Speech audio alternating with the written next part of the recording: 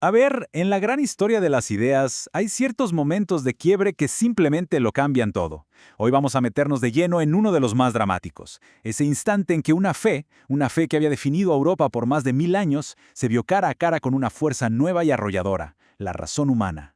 Y créanme, el resultado de esa colisión es en gran parte el mundo en que vivimos hoy. Y esa es la gran pregunta que nos hacemos hoy, ¿no? ¿Puede una estructura de creencias que ha sostenido civilizaciones enteras sobrevivir al asalto de una era que se atreve a cuestionarlo absolutamente todo? Para poder entender la respuesta, primero tenemos que hacer un viaje. Un viaje a ese mundo que la razón estaba a punto de transformar para siempre. Para captar la magnitud de la revolución que se venía, tenemos que transportarnos a un mundo que nos parecería casi de otro planeta. Antes del siglo XVIII, la idea de separar la vida pública de la fe era sencillamente impensable. No había esferas separadas. Todo, absolutamente todo, era parte de un único universo bajo una sola y gigantesca idea: la cristiandad. Pensemos en esto por un momento. Un lugar donde la ley que te juzga, el calendario que mide tu tiempo, la política que te gobierna y las costumbres que marcan tu vida, desde que naces hasta que mueres, están todas dictadas por la fe. Uno no elegía una religión, se nacía dentro de ella. Como bien lo señala el historiador Paul Johnson, el concepto de un Estado laico era inconcebible. La Iglesia no era una institución más dentro de la sociedad, era el sistema operativo de la sociedad misma. Y ojo, lejos de ser una fuerza estancada como a veces nos la pintan, durante siglos la Iglesia fue el principal motor de la civilización occidental. Fue la guardiana del conocimiento clásico, la fundadora de las primeras universidades, la arquitecta del sistema legal y social de Europa. Este era el coloso, el orden establecido, al que la razón se atrevería a desafiar. Si te apasiona entender cómo estos gigantes del pasado chocaron y dieron forma a nuestro presente, dale me gusta a este video y suscríbete. Y entonces, llegó la tormenta.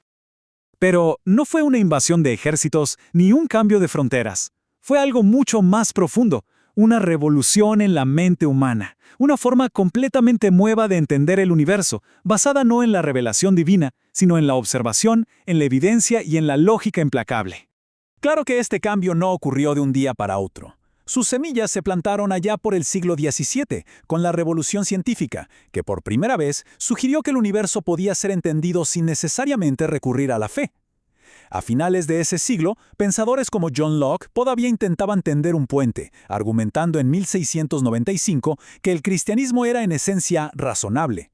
Pero ya para el siglo XVIII, con los famosos filósofos franceses como Voltaire y Diderot, el diálogo se transformó en un ataque frontal. Y aquí está el meollo del asunto, ¿verdad? La fe tradicional, la fe revelada, dependía de escrituras sagradas, de dogmas y de misterios que se aceptaban sin cuestionar.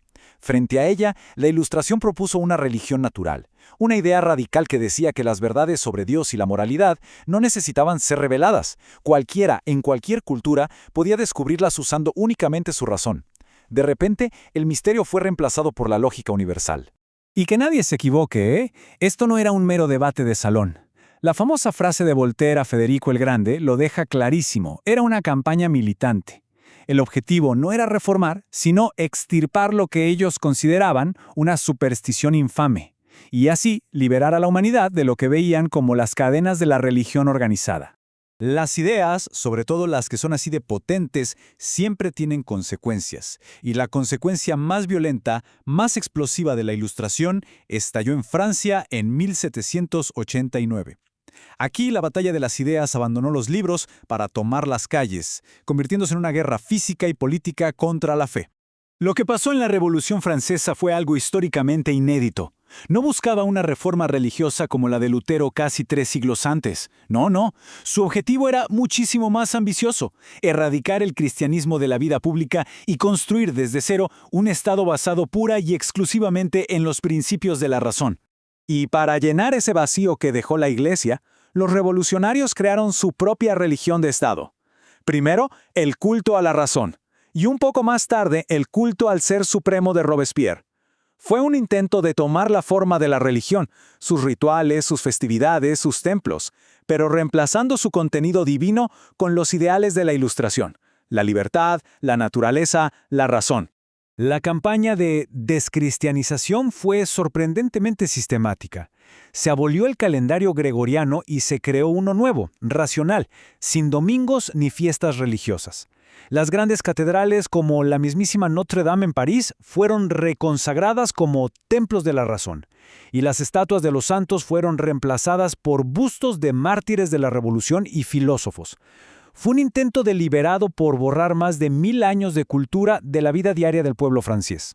Sin embargo, este gran experimento de ingeniería social fracasó, y fracasó estrepitosamente. La razón pura, impuesta como un dogma, no lograba satisfacer esas necesidades humanas tan profundas de consuelo, de comunidad, de sentido, que la religión tradicional sí había cumplido por siglos. Esta nueva fe estatal se sintió como algo frío, artificial, y como lo describe un historiador, terminó siendo inapropiada, incluso ridícula. Al final, la razón no pudo convertirse en una religión. Bueno, entonces, si el asalto frontal de la razón no logró aniquilar a la fe, ¿cómo fue que sobrevivió? La respuesta no está en una victoria militar o política, para nada. Está en una transformación profunda. La fe no ganó la guerra, sino que aprendió a luchar en un campo de batalla completamente nuevo, el de la conciencia individual. Y lo más curioso es que la defensa más elocuente de la fe en plena era de la razón vino de la razón misma. Un siglo antes de la Revolución, el brillante matemático y filósofo Blaise Pascal ya había señalado la paradoja. El último paso de la razón, el más inteligente, es reconocer que hay un infinito de cosas que la superan. Esas experiencias humanas como el amor, el duelo, la búsqueda de un propósito, son territorios que la lógica por sí sola simplemente no puede conquistar. Fue en ese espacio, más allá del cálculo racional, donde la fe encontró su nuevo y duradero hogar. Así que aquí está la clave de la supervivencia: la adaptación. Al perder su poder político, su control sobre el Estado, la fe se vio forzada a retirarse de la esfera pública obligatoria para habitar en la esfera privada, en la de la convicción personal. Pasó de ser un sistema que lo controlaba todo desde afuera a convertirse en una brújula moral interna, en una relación individual con lo divino. Ya no era una imposición, se convirtió en una elección. Entonces, ¿qué nos llevamos de todo este recorrido? Quedémonos con 3 ideas clave. Primero, que el viejo orden medieval de una sociedad cristiana total fue quebrado para siempre por el ascenso de la razón. Segundo, que el intento más radical por sustituir la fe con una religión puramente racional, la Revolución Francesa, demostró que ese proyecto tenía límites. Y tercero, y esto es lo más crucial, que el cristianismo sobrevivió no derrotando a la razón, sino transformándose para poder coexistir con ella, convirtiéndose en una fuerza personal en un nuevo mundo secular. Y esto nos deja con una pregunta que resuena hasta el día de hoy. Porque el conflicto entre fe y razón no terminó en el siglo XVIII, continúa hoy, no en las guillotinas, claro, sino en el interior de cada uno de nosotros, en nuestra lucha por darle sentido al mundo. La gran herencia de esa era de revoluciones es una pregunta que cada quien debe responder.